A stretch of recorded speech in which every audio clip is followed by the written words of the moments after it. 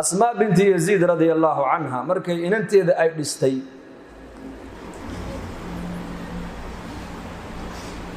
ليلة الزفاف هبينك إن أنت إذا أي هوينيسي دردارا عجيبة يسيسي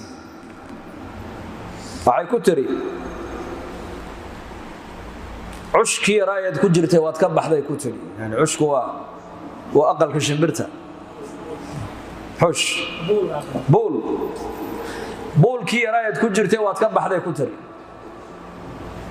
halka qisada maxaa laga fahmayaa bariga inantu aqalka kama baxayn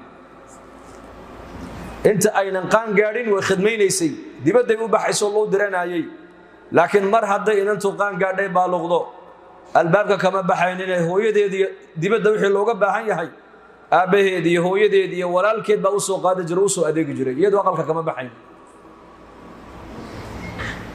aqalka waxay ka baxaysaa inanta maalinta la meheriyo ayaa ninkeedu intuu gacanta qabtuu la baxayaa waa halka culimmadu ay yidhahdaan saddex aqal bay haweenku leeyihiin aqalka koowaad waa aqalka aabaheed iyo hooyadeed aqalka labaadna waa aqalka ninkeeda aqalka saddexaadna waa qabrigeeda saddexda aqal bay haweenku leeyihiin afar aqal afraad haweenku male ay u baxaan male haba yaraatee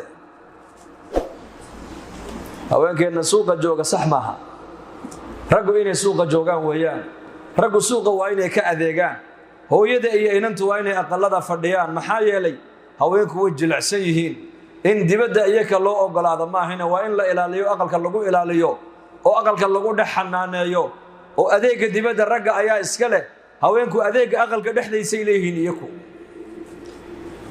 mas'uuliyaddu waa mid bannaanka iyo mid aqalka dhexdiisa ta bannaanka ragga ayaa iska leh kasbiga ragga laga rabaa aqalka ijaarkiisa ragga laga rabaa dharka haweeneedu xidhanaysa ragga ayaa laga rabaa masaariifta reerka ragga ayaa laga rabaa oo nabigu calayhi salaatu wasalaam wakiilaha shili faranka dirhamka aad miskiin aad siinaysid iyo dirhamka maaragtaanay addoon aad ku xoraysay iyo dirhamka maaragtaanay ilaahay diinkiisa aad ku bixisay iyo dirhamka maaragtaanay reerkaaga aad ku nafaqaynayso dirhamka reerkaaga aad ku nafaqaynaysa ajar badan oo ajar weyn ilaahay agtiisa buu rasuulku yidhi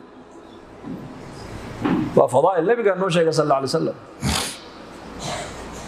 marka gabadhu haweenku aqalka inay saddexda aqal bay haweenku leeyihiin marka buulkii aad ku jirtay ku tiri waa Asmaa binti Yaziid dardaaranta inanteeda ay siinaysa dhageyso buulkii aad ku jirtay waad ka baxday tiri waxaad ku hooyanaysaa caawa aqalka waliga horumaad arkin shakhsiga aqalka aad kula kaliyoobi doontana horay umaad arkin bay ku tiri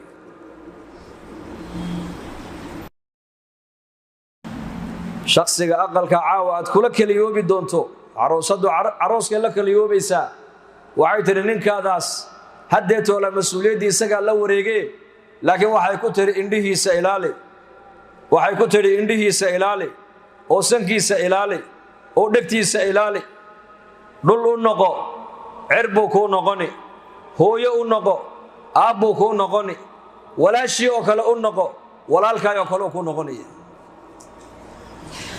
hooyo u noqo sida hooyadu ilmaha ugu naxariisato ninkaaga haddaad ugu naxariisato sida aabbuhu ilmihiisa ugu damqado uu u biiliyo u dhaqaalayo isaguna kuu dhaqaalayn walaashiyoo kale u noqo walaashu walaalkeeda way jeceshahay sida walaashu ay walaalkeed u jeceshahay u ilaalinayso haddaad u ilaalisa ninkaada sida walaalku walaashii cadowga uga difaaco uu uga warhayo isaguna kaaga warhayn bay ku tidhi dhul u noqo oo dhulka waxaa lagu yaqaanaa sabir iyo adkaysi buu leeyahay haddaad ninkaaga dhul u noqoto isaguna samuu ku noqono korku kaafu saasuu ku haray bay ku tidhi waxay tidhi saddexda hore waan fahmee saddexda dambe ii macnay bay ku tidhi hooya macaanay sankiisa ilaali maxaa uga jeedaa waxay tidhi adoo udgoon mar walba ha kuu yimaado adoo carfi udgoon lahee ha kuu yimaado ninkaadu indhihiisa ilaali bay ku tiriyo marka uu ku imanayo wax ka farxiyo mooyaan wax ka caraysiiya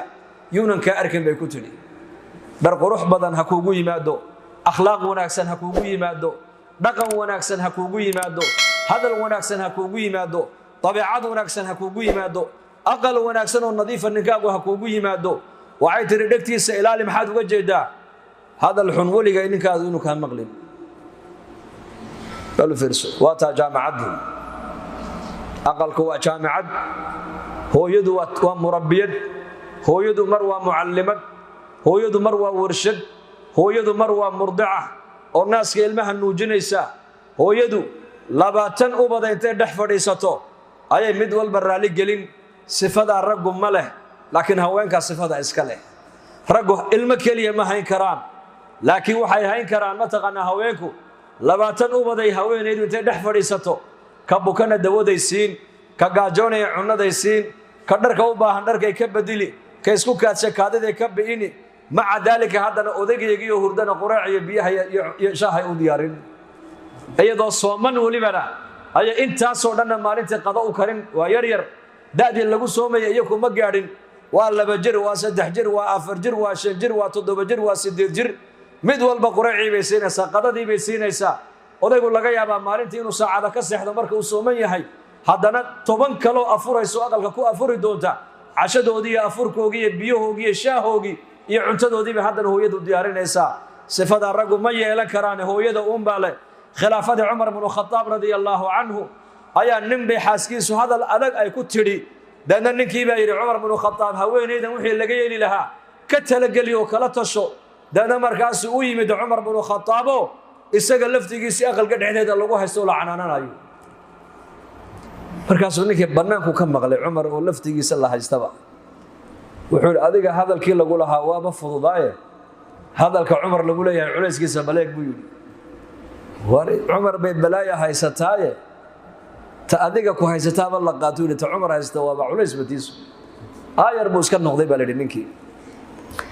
cumar baa markaa maqlay shanqadhiisii. cumar uu soo baxay, ninkoo sii socda u arkay, waa u yeeray. war kaale maxaad doonaysaa, maxaa u socotay ii sheeg. wuxuu yidhi wixii aan la socdayba wax ka daran adiga ku haystay buu yidhi. maxaad rabtay? dee xaaskaygii baan rabay inaan kaala tashado, hadallo aan fiicnayn bay igu tiraahdaa, si aan wanaagsanayn bay iila dhaqantaa. dee markaan arka adiga sida lagula hadlaayo, taydii waxayba noqotay buu yidhi, sheekhad bay noqotayba. marka cumar bnu khadaab ayaa ku yidhi, sida aniga layla hadlayay maad maqlaysa? haa waan maqlaayay buu yidhi. wuxuu yidhi dhegayso, fadhiiso. 3 dab oo raggu aynan hayn karin bay dumarku naga hayaan. shahwada raggu waa dab, ayakaa inaga haya buu yidhi. dherigu waa dab, ayakaa dheriga inoo kariyo raashinka inoo kariya. ubadka hayntooduna waa dab, inakuma hayn karin ayakaa haya. marka maalin markay nagu yar qayliyaan ee nagu qarxaan, waa iska sabraynaa iyo iska soco buu ku yidhi. dadkaasi cajiib bay ahaayeen. dad waxay ahaayeen uu nebi maxamed uu dhisay calayhi salaatu wasalaam.